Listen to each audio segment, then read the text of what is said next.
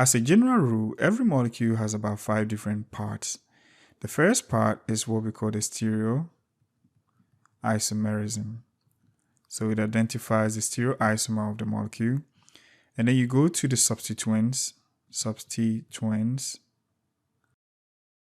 and then you go on to the parent name. And after the parent name, you have the unsaturation. And then the last but not the least is the functional group. So let's take an example and see how it will look.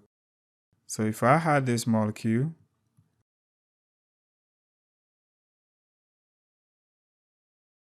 I can identify that the functional group in this structure is this OH group. So that's going to be an alcohol. And alcohols, we give them the name or.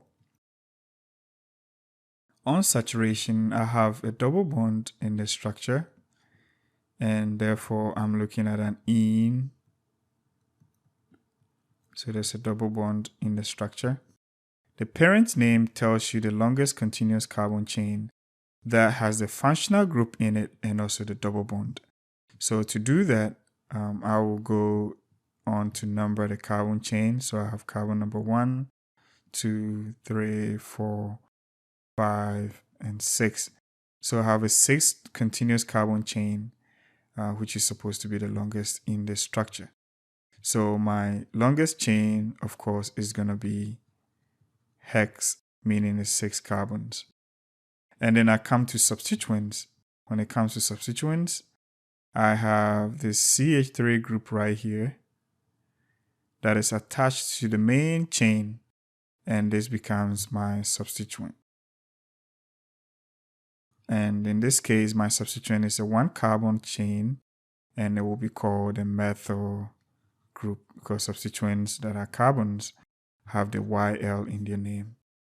And then isomerism, as you can see, this carbon and that carbon, the carbon number 3 and 4 has hydrogens on opposite sides, and that is referred to as the trans isomerism. So putting all this together will give us a very interesting name. Let's start off with the trans. So we're going to say trans dash, then we go to substituents. This substituent of the methyl group is attached to carbon number 2. So we're going to have 2-methyl. And we go on to the parent. So the parent chain is a hexane. So we're going to put hex on there. And we know that unsaturation is on carbon number 3. So we have 3 ene. But instead of writing the last E, you drop that because you have a functional group.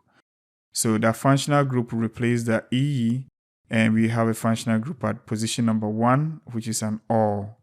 So we have 3 ene, 1 or. So this will be the IUPAC name for this structure right here. So that seemed like it was easy. Now let's try and break it down into the different parts. So let's start off with the functional group. When it comes to the functional group, the first on the list, or the number 1 guy, is what we call the carboxylic acid. And how does carboxylic acid look? It looks like a carbon double bonded to an oxygen and attached to an R group, which is pretty much a carbon, and an OH group. So whenever you see this, we are looking at a carboxylic acid functional group. There is always an OH group here, and the name that we're going to give to this guy as a functional group is called oic, and then we add the word acid. The next on the list is an ester. An ester is nothing but a carboxylic acid derivative. So the same way we drew carboxylic acid, the only difference is that this OH group right here is replaced with an ether. So an ether is just an O attached to an R. So that gives us an ester group. And the name will end in oit. Number 3 on the list is an aldehyde. So now aldehyde is a carbonyl, carbon double bonded to oxygen. But then one of this is attached to an R group, the other one is attached to a hydrogen, and the name ends in al.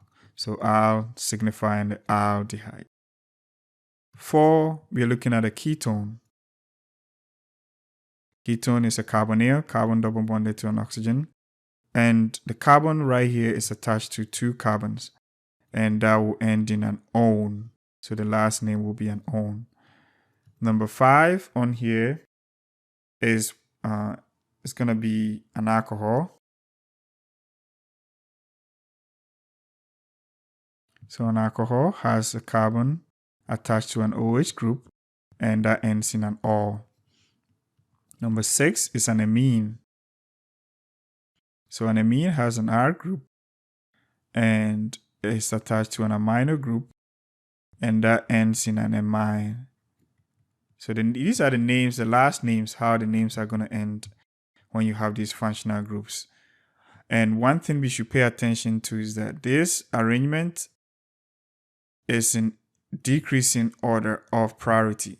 So this is going to be an increasing order of priority, meaning that if you have 2 of these functional groups occurring in the same molecule, then you're going to use this order to sort them out, meaning that if I had carboxylic acid and a ketone in the same structure, then the last name or the functional group name is going to be the carboxylic acid, whilst the ketone becomes a substituent. The same thing if I had a ketone and an alcohol, then I expect that I'm going to use the ketone as the functional group and an alcohol is going to be a substituent. So with that in mind, let's try and see how we will classify the following structures in terms of functional groups. So I have this group and I have that group right here. So which of these functional groups will be the parent, or I would say the name for the whole molecule will come from? So you have a carboxylic acid and I have a ketone. So according to the hierarchy that we just looked at, we know that carboxylic acid is the top. So this is going to have an oic acid as its functional group. Okay. And then the ketone is going to be a substituent. So we're going to name this ketone as a substituent. And in some cases, you can call it a keto group, or you can call it the oxo group. We're going to look at this when it comes to substituents. Now, let's look at the amino group, or the oxo or the hydroxy group. Now, looking at these two, we know that alcohol takes precedence, or alcohol is a higher priority than amino group. So we're going to have this molecule ending in an "or", and the amino group is going to be a substituent called amino group. In the same fashion, if I have something like that, if I have an alcohol and a keto group, of course, we know that the keto group is going to be a higher priority than the alcohol. Now, therefore, the name of this molecule is going to end in an "-one", and the hydroxy group is going to be named as a substituent, and the substituent is known as hydroxy. Now, if any of these functional groups occur in 1 or 2 times or multiple times, we use these, I would say, prefixes, di, tri, tetra, to indicate the number of hydroxy groups that we have in these molecules. So di will signify if you have 2, tri for 3, and tetra for 4.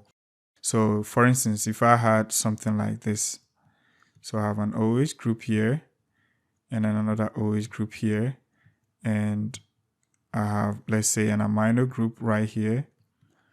Of course, the name of this is going to end in an "or", but then instead of an "or", it's going to be a di-or. It's going to be a di-or. So a lot of the time it's written as a di-or. The di tells you how many of the OH groups you have in the molecule. Next, we want to look at the level of unsaturation in the molecule, especially when it comes to carbon-carbon bonds. So we're looking at double bonds, which pretty much looks at carbon-carbon double bonds. And when you do have that in the structure, we're looking at ene.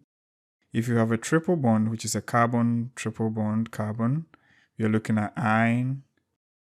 And if you have multiple of these, such as two double bonds, you're going to call that diene. And if you have three of those, then you're going to talk about triene.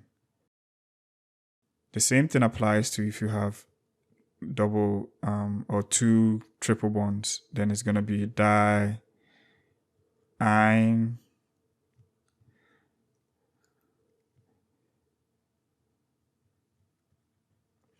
And if you have three of those, it's going to be triene. So these are ways to name your unsaturation. Now, another interesting thing you should know is that if you have these two functional groups or these two unsaturation occurring in the same molecule, then you're going to number it or name it in an alphabetical order. So what it means is that if you look at the ene and the ine, of course, we can clearly see that E comes before Y. So you're going to look at a double bond first, and then the triple bond will follow. Now, when you're numbering, you make sure that you number these in such a way that both of them have the lowest number. And we cannot stress that enough. When both of them have the same numbering coming from either side of the structure, then you're going to give precedence to the double bond over the triple bond. So let's say if I have a double bond here and I have a triple bond there. So what it means is that if I'm trying to number this group, I can start from 1, 2, 3, 4, 5, 6. The same way, if I were to number it from here, I can have 1, 2, 3, 4, 5, 6. So in this case, of course, we're going to keep the double bond as the lowest number, and this one is going to have the highest number. So double bond will be 1 ene, and then when it comes to the triple bond, it's going to be 5 ine. So that is how you differentiate between the unsaturations.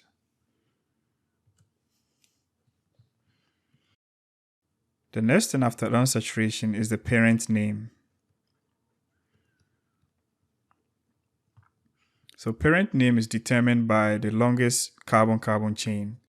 We know that if you have one carbon, we have a meth. If you have two carbons, we have eth.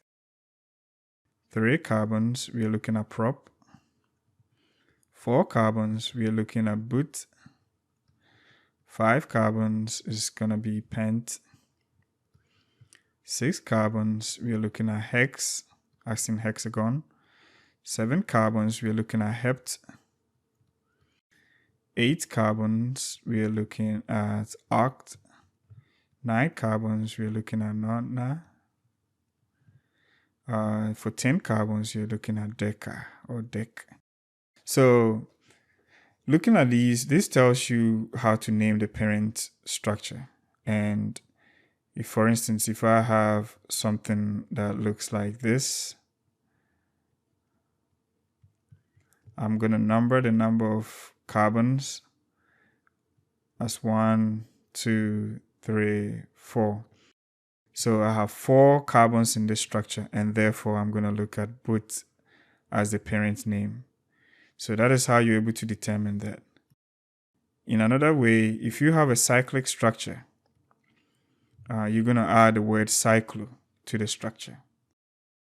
Meaning, in this case, we have a 6 carbon chain or cyclic structure. You're going to call it cyclohex. And because it's a saturated hydrocarbon, it's going to be a hexane because it's a saturated hydrocarbon. Now, with this in mind, we can always name the parent group. So when it comes to the parent name, as we already mentioned, it should be the longest carbon-carbon chain. But one interesting thing is that it should always include the functional group. And after the functional group, it should include the double bonds and then the triple bond. So this is the order of preference. So whenever you're picking the longest chain, you should make sure that the longest chain includes the carbon that has the functional group, or carbon that has the double bond, and also carbon that has triple bond. The next thing we want to look at is the substituents.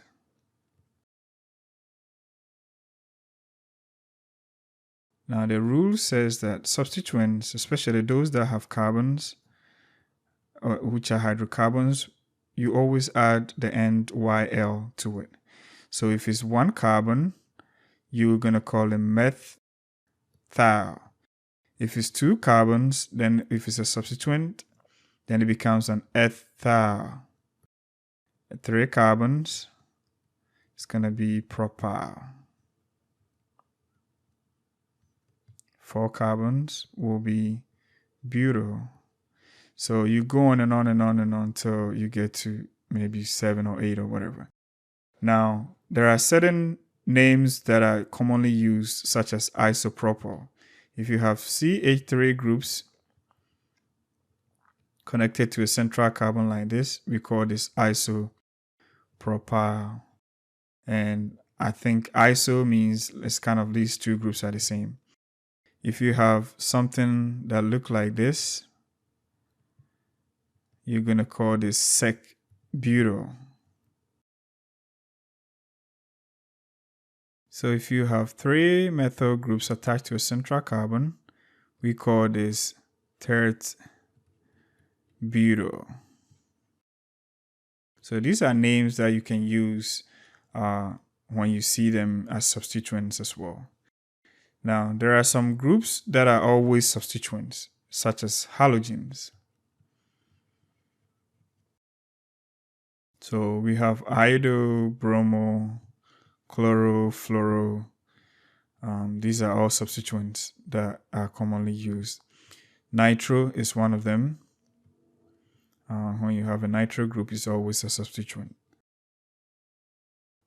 So we always number our substituents in such a way that they have the lowest numbers and you arrange them alphabetically. So after substituents comes the stereochemistry. So stereoisomerism plays a role. If you have a double bonded with hydrogens on either side and you have these R groups, we call this a trans configuration. So this is a geometric isomer. If you don't know how to do this, there's a video on stereoisomerism or stereochemistry. If you have both groups on the same side, we call this cis configuration. However, if you don't have hydrogens or you only have one hydrogen and the rest of the groups are just R groups, depending on which one is on the same side. So for instance, if the large groups, so these two, let's say these two groups are the larger groups, if they're on the same side, we're going to call that an Z configuration. Now, if you have another double bond and the larger groups are on opposite sides, we're going to call that E configuration. So these are the larger groups. They're on opposite sides. Then we call that the E configuration. So when you're naming the structure, you have to indicate which one you're looking at. And in the same way, if you have an R or S configuration, which of course, if you haven't looked at it yet, we will review it in a video later on about stereochemistry. So the R or the S is going to be part of the name. So we've reviewed all the different parts of the names. Now it's time for us to kind of combine all of it and take examples and solve questions. Write the IUPAC name for the following compounds. In order to do that, we have to consider the 5 different groups that we talked about. So we said we have the functional group, and then we have unsaturation, and then we have the parent group, and then we have the substituents, and we have geometry or stereoisomers. So let's start off with the functional group. In compound number 1, what is the functional group? Well, it's an alkyl halide. What we said was that all the chloro groups are treated as substituents. So we don't have a legitimate functional group in this case. unsaturation. Do we have any? We don't. What about the parent group? In order to name the parent name, we need to identify the longest continuous chain. In order to do that, you have to look at the structure from two different directions, going from right to left and left to right. So if I were to number it from right to left, I'll get 1, 2, 3, 4, 5, 6. And if I were to number it from left to right, I'll have 1, 2, 3, 4, 5, 6. The key to picking which numbering relies on what the numbers are for the substituents. So if I were to go with the yellow numbering, I will see that the chloro groups are found on carbon number 2, 2. Both of them are found on carbon number 2. So I'll get 2, 2. And then the other chloro is found on carbon number 5. So I'll get 2, 2, 5. And because it's 3 chloro groups, I'm going to call them trichloro. If we were to do it from the other angle, I see that the chloro groups are found on carbon number 2 and also on number 5. And then the other one is number 5. So I'll have 2, 5, 5 trichloro. If you're looking at this 2, it's quite obvious that this one has the lowest in numbering. So it has 2, 2, 5, which gives us 9, and this one gives us about 11. So we're going to pick this one as our parent substituent, or better yet, the substituent characteristics will be 2, 2, 5. However, because we have the longest chain being 6, our parent name is going to be hex. And because we already don't have any specific functional group, this is going to be a hydrocarbon that has a chloro substitution. So it's going to be a hexane. It's a single bonded function. So putting all of that together, we're going to have 2, 2, 5. You have to separate each one of them with comma, dash, trichloro, hexane. So this is going to be the name for this haloalkane, or I should say alkyl halides. In a second example, let's identify the longest chain and follow the same procedure as we did before. So we look at the functional group. So functional group, unsaturation, parent, substitution, and stereochemistry. Functional group, we identify this hydroxyl group as our functional group. So we're going to look at OH. If you look at the unsaturation, do we have any? No, we don't have any double or single bond. Parent group, in order to identify that, we need to locate the longest chain by looking at the atom from different angles. So if I did that, I could number this from 1, 2, 3, 4, 5, 6, 7, 8. If I were to do it in the other way around, it's going to be similar. So you're going to have 1, 2, 3, 4, 5, 6, 7, 8. So looking at these way of numbering, you realize that if I were to go from the yellow, the OH group is going to have 7, and always make sure that the functional group has the lowest number. So what it means is that we're going to go with the numbering from right to left. So we can identify the longest chain as an oct. Now, what about the substituents? So we can see that there are some substituents. In this case, I have a tet-butyl group right here. So I have tet-butyl. Remember, this is one of those substituents that have 3 methyl groups connected to a central carbon. And then I have another methyl group at carbon number 6. So I'm going to have another methyl group at carbon number 6. So I'll call this 6-methyl. The tet-butyl group is located on carbon number 5. So that's going to be 5-tet-butyl. And we can just add all this together to form the name, since we don't have anything for stereochemistry. So to put all of that together, we have to arrange them in that order. But when it comes to the substituents, you have to arrange them according to the alphabetical order. So in order to do that, we're going to look at tet-butyl and methyl. Third butyl is going to come first because we don't really regard the third that is in front of it, which is the prefix. We're going to look at a butyl, which is actually what makes it, the carbon that makes this butyl group. So we're going to say 5-third butyl. Now, you're going to put this in parentheses because it's a group together. It's all named together. So we have this as a unit. So it's 5-third butyl. And we have 6-methyl. 6-methyl. And we have the octa. So that is the parent name, which is an octa. Octane, in this case, because it's single bonded, we're looking at octane. But instead of writing an octane with an E, you drop the E because now you have a functional group. And that functional group is an alcohol. And guess what? The alcohol is located on carbon number 2. And it ends in an O. So this will be the parent name. This will be the functional group name. And that will be the parent name. And these will be the substituents. Now let's take a look at example 3. In example 3, we're going to use the same approach. So we're going to look at the functional group. We're looking at unsaturation, parent group, the substituents, and the stereochemistry. So what is the functional group in the structure? We have a keto group in the structure, and therefore our functional group will be an one. Now the next thing is unsaturation. Do we have one? Yes, we do. The unsaturation is right here between these two groups of chloro groups.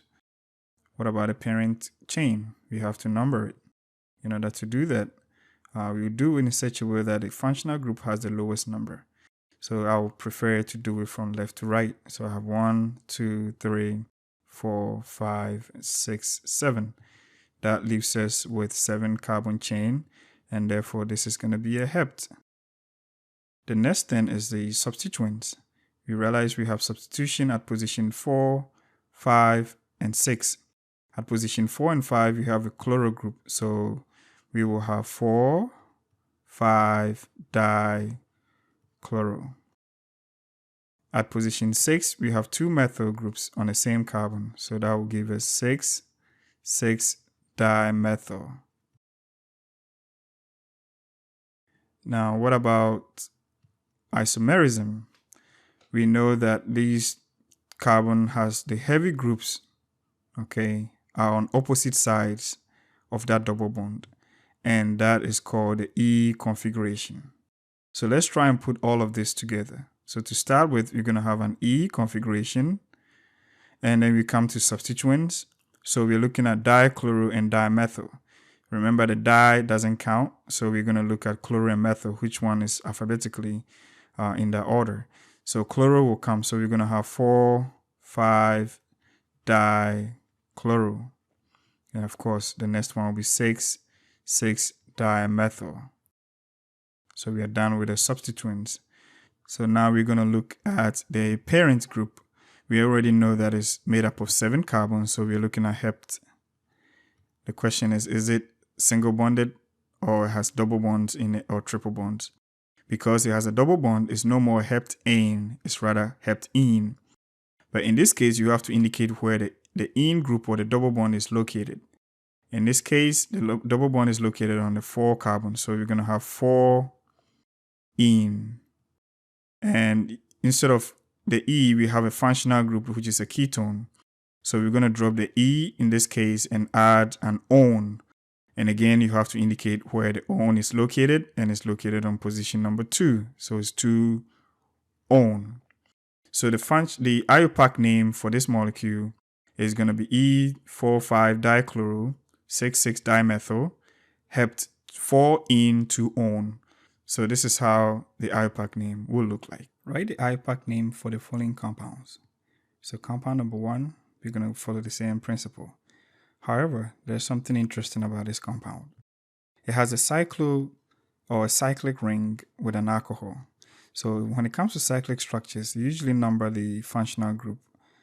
So that takes carbon number 1, 2, 3, 4, 5, 6. So this is a cyclic, 6-membered cyclic ring.